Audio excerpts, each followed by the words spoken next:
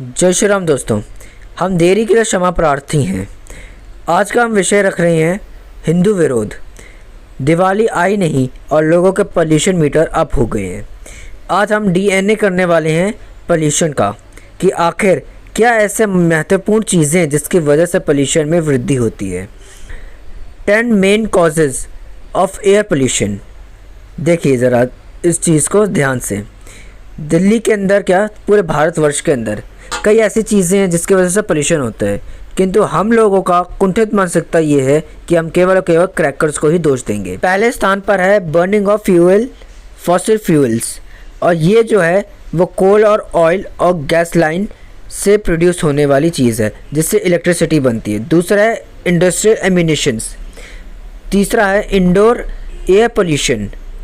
आप ज़रा देख सकते हैं ध्यान से, और अगर आपको ज़्यादा अच्छी तरह से पढ़ना है तो आप इसको वीडियो को पॉज कर सकते हैं। फिर wild Fyers, microbial decaying process, chemicals and textile industry release carbon emissions. ये सबसे बड़ी चीज़ है आपको जानने के लिए।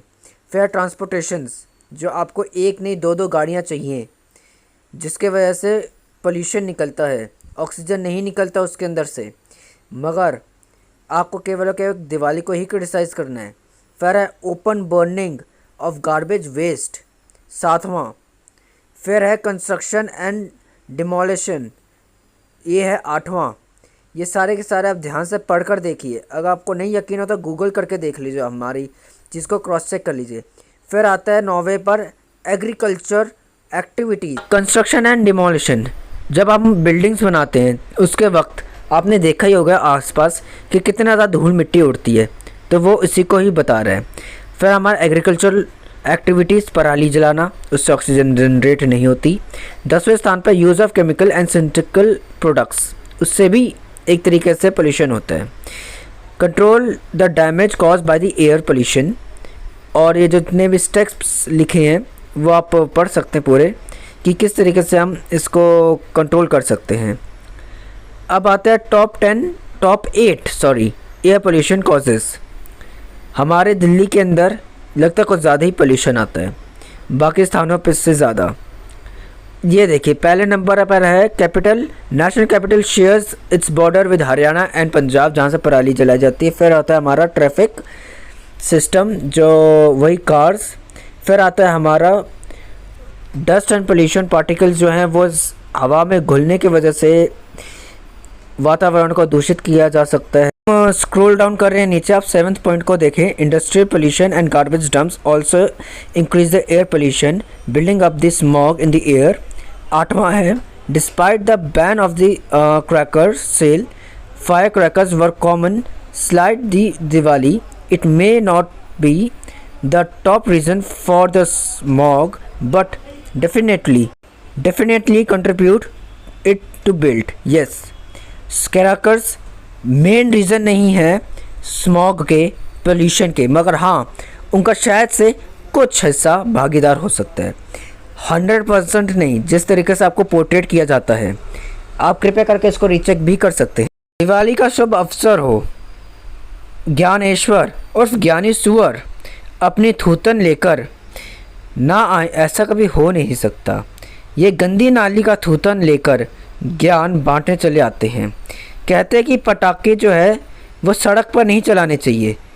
जो सड़क पर सार्वजनिक हगना होता है हर जुम्मे के वक्त, उस वक्त इन लोगों का ज्ञान कहाँ चला जाता है।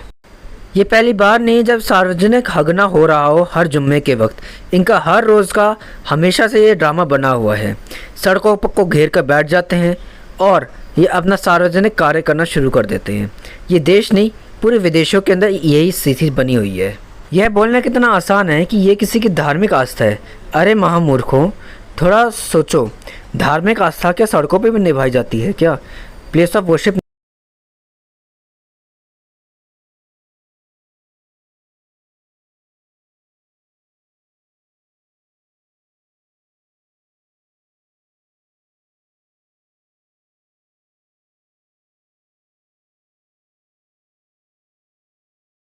या शायद पुलिस भी किसी का विश्वास जीतने में लगी हुई है, जिसकी वजह से वो हर चीज़ को स्वीकार कर रही है जो बिल्कुल भी अस्वीकार्य है।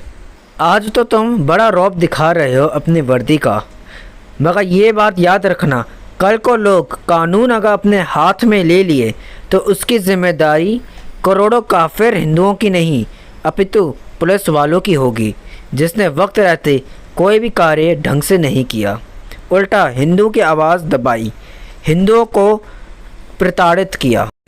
हिंदू अपने बच्चे को आईएएस बनाना चाहते हैं, अपने बच्चे को डॉक्टर इंजीनियर बनाना चाहते हैं, अपने बच्चे को विदेशों के सेटल करवाना चाहते हैं, मगर हिंदू एक काम नहीं करना चाहता, वह है अपने धार्मिक ग्रंथों की सही शिक्षा देना। एक बात याद रखिएगा, जो पेड़ अपने जड़ों से मजबूत नहीं उसको उखाड़ना काफ़ी आसान होता है। जब कमज़ोरी खुद के अंदर हो तो हम दूसरों को दोष नहीं दे सकते। कृपया करके अपने भगवत गीता, रामायण, उपनिषद, वेद, पुराण को पढ़ना सीखिए, अपने आप को जानना सीखिए, तभी आप बच पाएंगे। जय श्री राम।